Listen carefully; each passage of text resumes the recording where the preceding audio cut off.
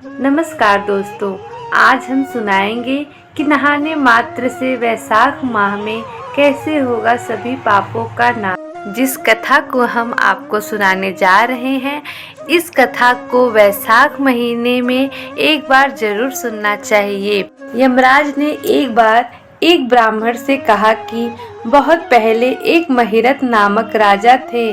उन्हें पूर्व जन्म में अच्छे कर्मों की वजह से ईश्वरीय कृपा प्राप्त हुई थी, पर राजा ने राज का सारा भार मंत्रियों पर छोड़ रखा था और खुद भोग विलास में जीवन व्यतीत करता था। उसे ना तो प्रजा से कोई मतलब था और ना कोई भी धर्म कार्य करता था। राजा का मन कामिनियों की क्रीड़ा में ही व्यस्त रहता था। राजा का पुरोहित, जिसका नाम कश्यप था, उसने सोचा कि जो गुरु अपने शिष्य को कभी सही रास्ता नहीं दिखा सकता, वो गुरु भी अपने शिष्य के पापों का भागीदार बनता है। पुरोहित ने राजा से कहा कि मैं तुम्हारा गुरु हूँ, इसलिए तुम्हें मेरी बात माननी चाहिए। पर राजा ने अपने गुरु की बात को हमेशा टालता रहा। कश्यप ने राजा से कहा, हे राजन, तुमने कभी कोई धर्म कार्य नहीं किया है, तुम केवल वासना में ही लिप्त रहते हो। क्या तुम्हें यही नहीं पता कि अंत समय में केवल तुम्हारे धर्म कर्म ही तुम्हारे साथ जाएंगे, कभी भी स्वर्ग प्राप्त नहीं कर सकता और जीवन भर सभी परेशानियों में व्यस्त रहता है। जो व्यक्ति वासना से दूर रहता है वो स्वर्ग भोगता है और जीवन के सभी परेशानी उससे दूर रहती है।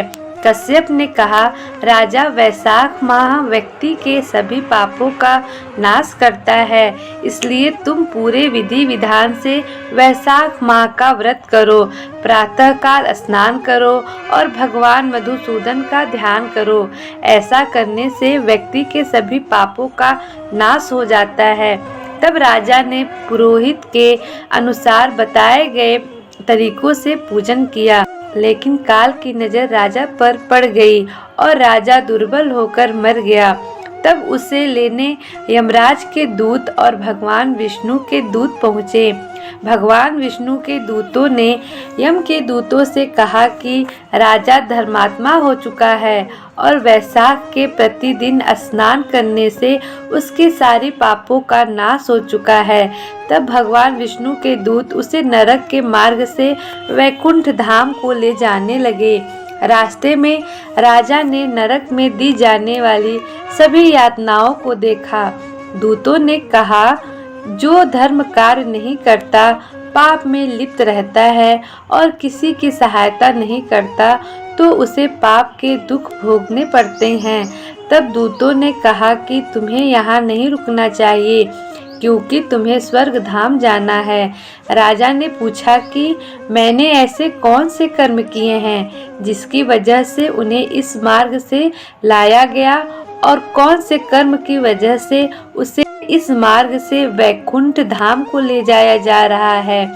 तब दूतों ने कहा कि तुम जीवन भर काम वासना में लिप्त रहे, कोई धर्म कार्य नहीं किए थे, इसलिए इस मार्ग से लाए गए।